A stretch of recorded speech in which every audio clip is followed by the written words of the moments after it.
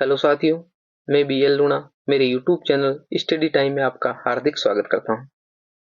हम हिंदी साहित्य का इतिहास पढ़ रहे हैं और उस हिंदी साहित्य के इतिहास में जो हम गद्य साहित्य उसके बारे में इस क्लास में अध्ययन करेंगे। इससे पहले हमने आदिकाल, भक्तिकाल, रीतिकाल और आधुनिक काल तक पढ़ लिया है। व्याकरण है हिंदी की, वो हमने कंप्लीट कर लिए। व्याकरण के जो नोट्स है वो मैंने टेलीग्राम पे अपलोड कर दिए। उस टेलीग्राम का लिंक मेरे वीडियो के डिस्क्रिप्शन बॉक्स में, अगर आप लेना चाहे तो उसको डाउनलोड कर सकते हो। हिंदी साहित्य का इतिहास, जैसे ही हमारे ये गद्य साहित्य इसके 2 4 5 टॉपिक है ये कंप्लीट होगा तो हिंदी साहित्य का इतिहास है इसके नोट्स भी मैं आपको टेलीग्राम पे उपलब्ध करवा दूंगा। ठीक है, तो अगर आप मेरे चैनल पर पहली बार आए हो तो आप मेरे चैनल को सब्सक्राइब कर ले, बेल आइकन को ऑल पे प्रेस कर ले ताकि मेरे आने वाली हर वीडियो का नोटिफिकेशन आपको मिलता रहे। अब बात करें हम गद्य साहित्य की, यानी गद्य क्या है। तो साहित्य में हम बात करें तो गद्य, पद्य और चंपू काव्य, यानी 3 प्रकार का जो ये गद्य ये साहित्य होता है। तो हम इसमें जो गद्य साहित्य उसके बारे में अध्ययन कर रहे हैं। तो पहले देख लेते हैं कि गद्य की जो पहला जो पॉइंट है कि गद्य शब्द वो किस प्रकार बना है, वो देख लेते हैं।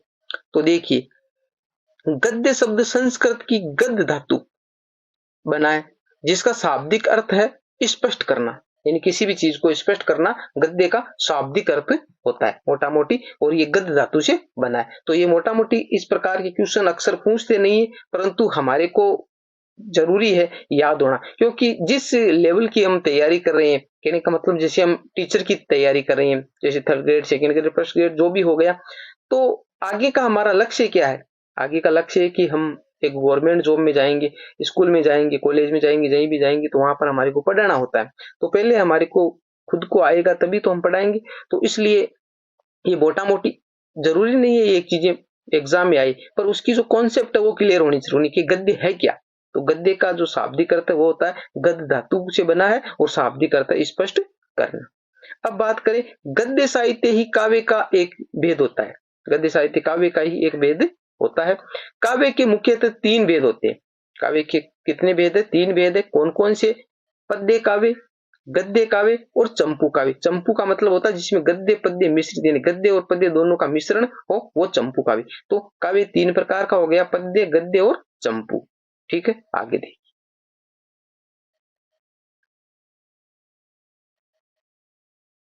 गद्य काव्य के मुख्यतः 2 भेद होते हैं, यानी जिस प्रकार गद्य, पद्य और चंपू हुआ, तो उसमें गद्य, उस गद्य, अभी हम गद्य के बारे में बात करेंगे, यानी पद्य और चंपू काव्य उसके बारे में नहीं करेंगे। तो जो गद्य, उस गद्य के भी 2 भेद किए गए, एक होता है कथा और एक होता है आख्यायिका। हमने नाम सुना है कि वहां पर जैसे राम कथा हो रही थी, ठीक है, तो ये जो कथा है, यानी कथा का दिमाग में आते ही राम कथा का मतलब है राम के बारे में वर्णन बताया जा रहा था। ठीक है, मोटा मोटी यही समझते हैं हम। तो अब देखते हैं कथा क्या है। किसी लेखक के द्वारा अपनी कल्पना के आधार पर रचा गया गद्य काव्य कथा कहलाता है। यानी किसी लेखक के द्वारा अपनी कल्पना से, यानी उसकी कल्पना किस प्रकार की थी, जिस प्रकार हम रामचरितमानस की बात करें तो रामचरितमानस के अंदर कुछ चीजें हैं वो हकीकत है, और कुछ चीजें हैं वो जो कल्पना के आधार पर कवि ने अपने हिसाब से उसको रोचक बनाने के लिए उसमें ऐड किया है। तो यही बात ये कह रहा है कि कथा का मतलब क्या होता है कि किसी लेखक द्वारा अपनी कल्पना के आधार पर रचा गया गद्य काव्य क्या कहलाता है? कथा कहलाता है। अब होता है आख्यायिका। आख्यायिका क्या है? देखिए,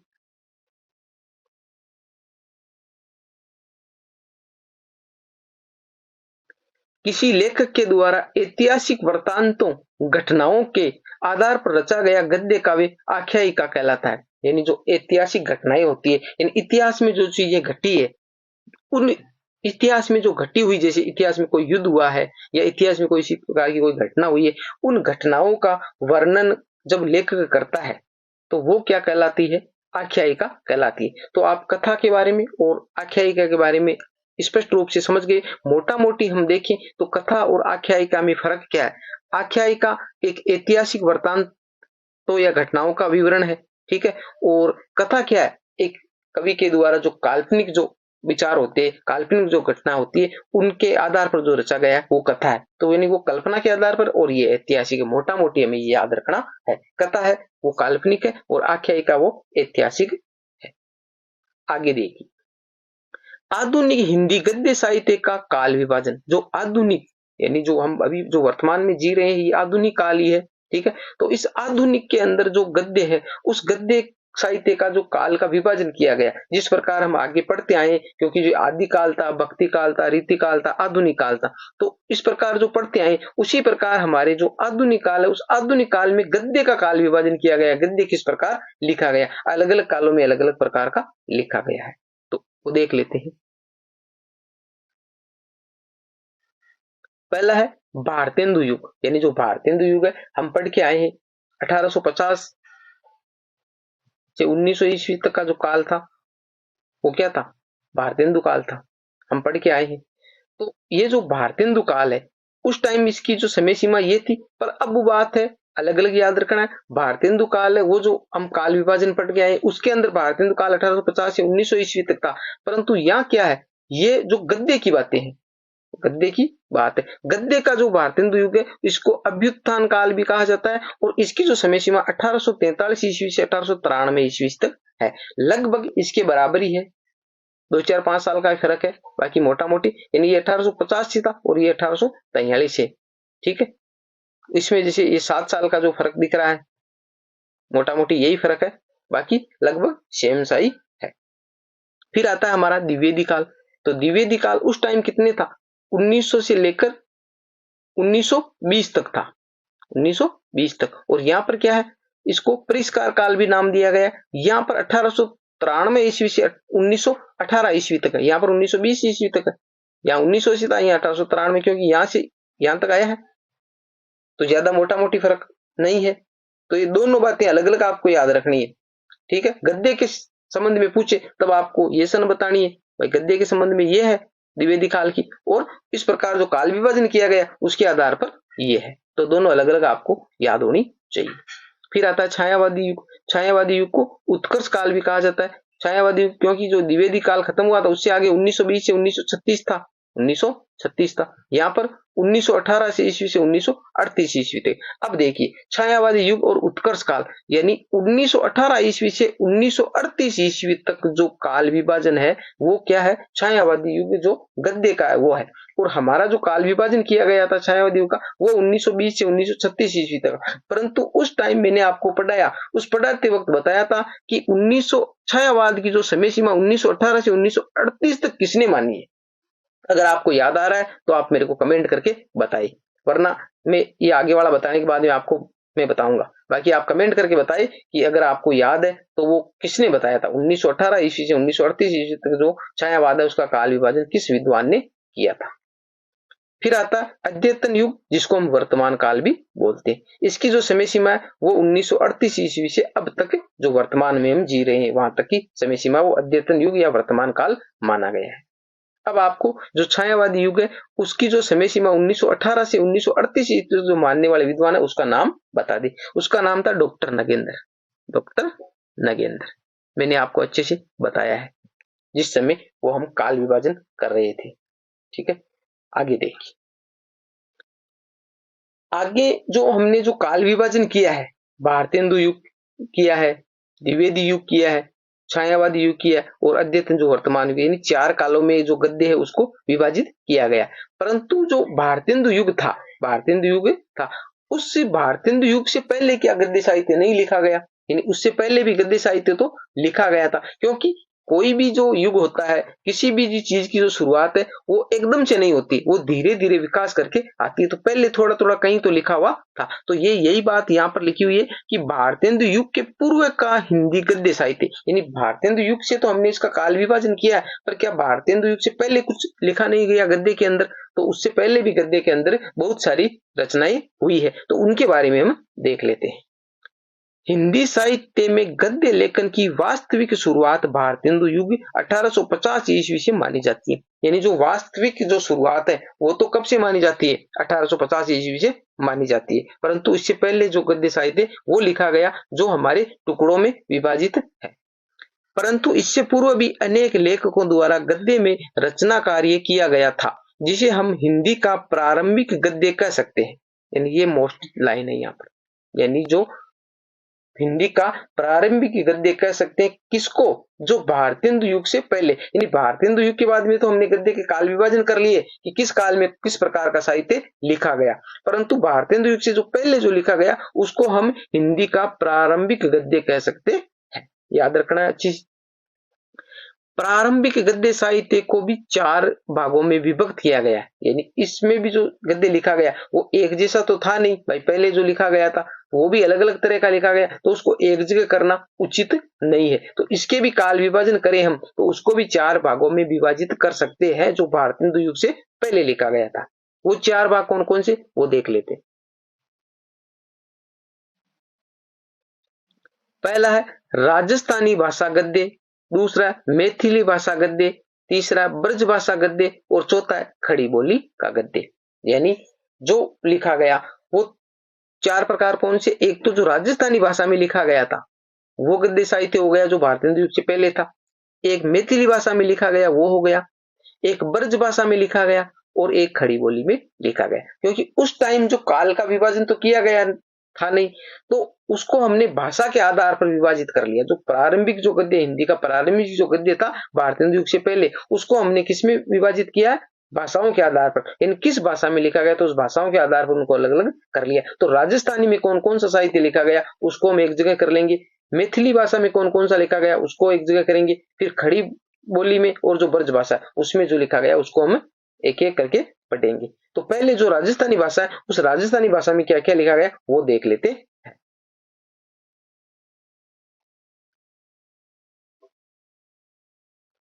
राजस्थानी भाषा में जो गद्य लिखा गया वो क्या है, एक तो जो तो आराधना, आराधना राम की जो रचना थी जिसका अज्ञात, अज्ञात का मतलब है कि इसका जो लेखक है वो मालूम नहीं है, 1271 ईस्वी में लिखी गई थी, यानी इसकी सन पता है 1271 ईस्वी में। फिर आता है अतिचार, ये भी अज्ञात है, जो 1283 ईस्वी में लिखी गई। क्योंकि हमारा जो भारतेंदु युग है वो 1850 से स्टार्ट हो रहा है, 1850 से स्टार्ट हो रहा है, तो 1850 से पहले जो भी रचना लिखी गई किसी भी सन के अंदर वो सारी क्या है, हिंदी का प्रारंभिक गद्य उसके अंदर काउंट की जाएगी। फिर आता है बाल शिक्षा, संग्राम सिंह, इसके जो लेखक है वो कौन है, संग्राम सिंह है, 1279 ईस्वी। यानी ये तीनों रचनाएं हैं वो जो हमारी 13वीं शताब्दी के अंदर आती है, यानी जो 1271, 1283 और 1279 ईस्वी लगभग तीनों सेम सी तारीखों के आसपास ही है। और ये जो शताब्दी की बात करें तो 13वीं शताब्दी, क्योंकि 1201 होती है, 1201 से आगे है वो शताब्दी फिर 13वीं शताब्दी मानी जाती है। 1199 तक है वो क्या है हमारा, सॉरी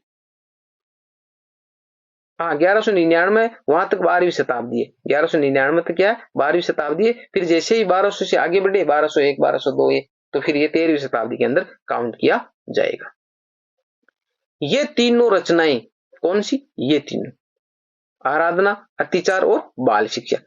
मुनि जिनविजय, मुनि जिनविजय के बारे में हमने पढ़ा है, जो हमारे जो ये रासो साहित्य पृथ्वीराज रासो, उस पृथ्वीराज रासो को जो प्रमाणिक, अर्ध प्रमाणिक, अप्रमाणिक जो मानने वाले विद्वान है उनके अंदर इनका नाम आता है। मुनि जिनविजय द्वारा संपादित प्राचीन गुजराती गद्य संदर्भ, यानी उनका एक जो संपादित है प्राचीन गुजराती गद्य संदर्भ ग्रंथ में संग्रह थे, यानी तीनों है वो कहां पर मिलती है हमारे को, प्राचीन गुजराती गद्य संदर्भ ग्रंथ है किसका है, मुनि जिनविजय का, उस ग्रंथ में हमारे को ये मिलती है तीनों रचनाएं। पूछा जा सकता है ये तीनों रचनाएं किसमें मिल रही है, भाई इनमें से एक का नाम देके पूछ ले, तो अच्छे से याद करना है आपको। इन रचनाओं में गुजराती व राजस्थानी दोनों भाषाओं का प्रयोग किया गया है, अतः इनकी गणना दोनों भाषाओं में की जाती है। यानी जो रचनाएं ऊपर हमने 3 रचनाएं पढ़ी है, इन 3 रचनाओं में गुजराती और राजस्थानी दोनों भाषाओं का क्या है समन्वय किया गया, दोनों भाषाओं को मिलाकर इसे लिखा गया। तो हमने अभी जो पढ़ रहे हैं हम भाग किया गया राजस्थानी भाषा का गद्य, तो अब राजस्थानी में भी इसको ऐड करना पड़ेगा, और जो गुजराती भाषा में लिखा गया तो उसमें भी इसको ऐड करना चाहिए। तो इनको दोनों में, इन तीनों रचनाओं को दोनों भाषाओं में गिना जाता है। राजस्थानी की बात आई तब भी इनका नाम आता है और गुजराती की बात आई तो भी इनका नाम आता है। फिर आगे 4 नंबर है तत्व विचार अज्ञात, 14वीं शताब्दी की रचना है। धनपाल कथा, इसका भी अज्ञात है, जो 14वीं शताब्दी की रचना है। फिर है पृथ्वी चंद्र चरित्र। पृथ्वी चंद्र चरित्र ये माणिक्य चंद्र की रचना जो 1421 ईस्वी में 1421 ईस्वी में रची गई रचना है। ठीक है, ये तीनों रचनाएं श्री अग्रचंद नाहटा द्वारा प्रकाशित राजस्थान भाषा में संकलित की जाती है। यानी ये जो तीनों रचनाएं हैं वो किसमें, वो तीनों जो जिन मुनि जिन विजय थे उनकी जो रचा गया उसमें है, और ये तीनों है वो किसमें, अग्रचंद जो नाट है उनके द्वारा राजस्थान भाषा जो लिखा गया उसके अंदर ये संकलित की गई है। आगे देखिए, राजस्थानी गद्य साहित्य की कथाएं आगे है। जो राजस्थानी भाषा में जो गद्य साहित्य में जो कथाएं लिखी गई वो कौन कौन सी है, तो इसमें 3 प्रकार की कथाएं लिखी गई है। राजस्थानी गद्य साहित्य में कितनी कथाएं लिखी है, 3। एक होता वचनिका, ख्यात और बात। वचनिका हो गई, ख्यात हो गई और बात हो गई। ये 3 क्या क्या ये देख लेते हैं। तो वचनिका क्या होती है, वचनिका होती है कि इसमें प्राय ऐतिहासिक घटनाएं की जाती है। इसमें गद्य का प्रयोग तुकांत रूप में होता है, यानी जो ऐतिहासिक घटनाएं उस ऐतिहासिक घटनाओं को इसके अंदर लिया जाता है वचनिका के अंदर। आपको मोटा मोटी इतना याद रखना है कि वचनिका में क्या है, ऐतिहासिक जो घटनाएं उसका वर्णन किया जाता है। अब मोटा मोटी वचनिका कौन कौन सी है, प्रमुख वचनिकाएं वो देख लेते। अचलदास खिचरी वचनिका, बहुत बार आपने इसका नाम सुना है। तो ये क्या है, ये हमारे जो हमने युगों का वर्णन किया, विभाजन किया है भारतीय हिंदू युग, उससे पहले की जो रचना है वो है। तो अचलदास खिचरी वचनिका शिवदास चारण की रचना है जो 1425 ईस्वी में रची गई। यानी जो राजस्थानी भाषा का साहित्य पढ़ेंगे ना तो उस टाइम में हमारे ये काम में आने वाली है, क्योंकि हिंदी साहित्य का इतिहास में उसमें राजस्थानी भाषा का भी रोल है। राजस्थानी भाषा के संबंधित रचनाएं उनका भी पूछा जाता है। तो हमारे को एक सिलेबस के हिसाब से तैयारी न करके हमारे को पूरा जो अभी ऑफ टाइम है, वैकेंसी कोई है नहीं, तो हमारे को पूरा अच्छे से क्लियर करना, तब भी हम एग्जाम में अच्छे से कर पाएंगे।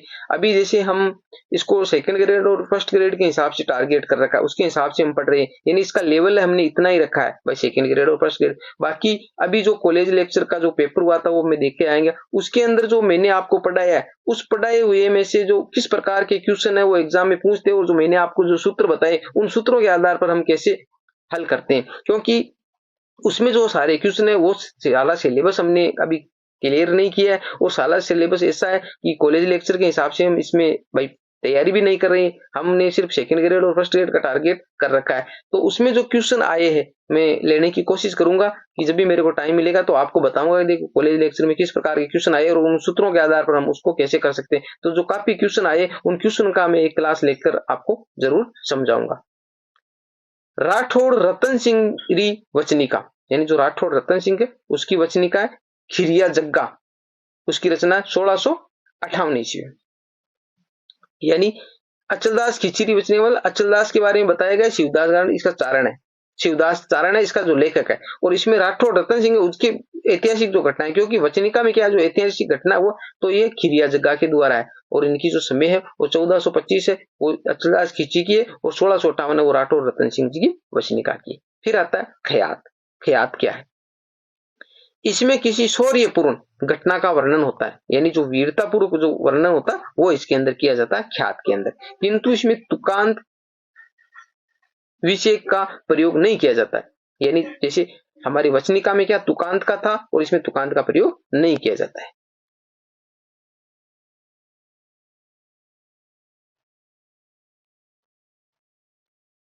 प्रमुख ख्यात कौन कौन सी, मुहणोत नैणशीरी ख्यात जो प्रसिद्ध है, नैणसी ने लिखी थी 1665 ईस्वी। फिर आता है बात। साहित्य में प्राय काल्पनिक रोचक वृतांत को बात कहते हैं, यानी जो साहित्य है उसमें जो काल्पनिक होती है, बात क्या होती है, काल्पनिक होती है। जिस प्रकार कथा है वो काल्पनिक होती है, उसी प्रकार बात भी क्या होती है, काल्पनिक होती है। हम कहते हैं ना भाई कोई बात कहे, पुराने जो टाइम में जो हमारे जो दादा नानी नाना ऐसे होते थे तो पुराने टाइम में हमारे को जो कहानियां सुनाते रहते थे, जो हम कहते हैं ना बात के हो, तो वो बात कहते थे।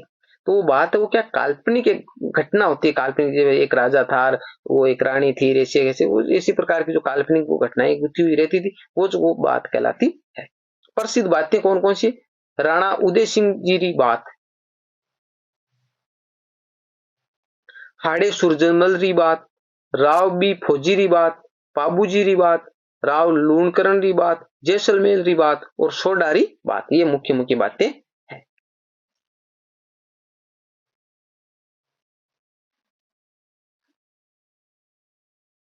आगे है राजस्थानी गद्य की प्रमुख विशेषताएं, यानी जो गद्य साहित्य हमने पढ़ा है राजस्थानी के बारे में, उस राजस्थानी गद्य साहित्य की विशेषताएं कौन कौन सी है वो देख लेते हैं।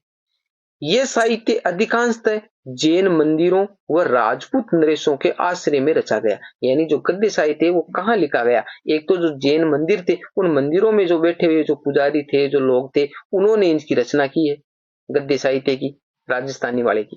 दूसरी बात, जो राजपूत नरेश उनके आश्रय में जो कवि लोग रहते थे, जो जैसे चारण है, भाट है, वो रहते थे, तो इन्होंने इनकी रचना की है, तो ये याद रखना है, ये विशेषता है इनकी। दूसरी है, इस साहित्य में अनेक शैलियों का प्रयोग हुआ है, यानी तरह तरह की शैलियों का प्रयोग है जो राजस्थानी गद्य साहित्य में किया गया है।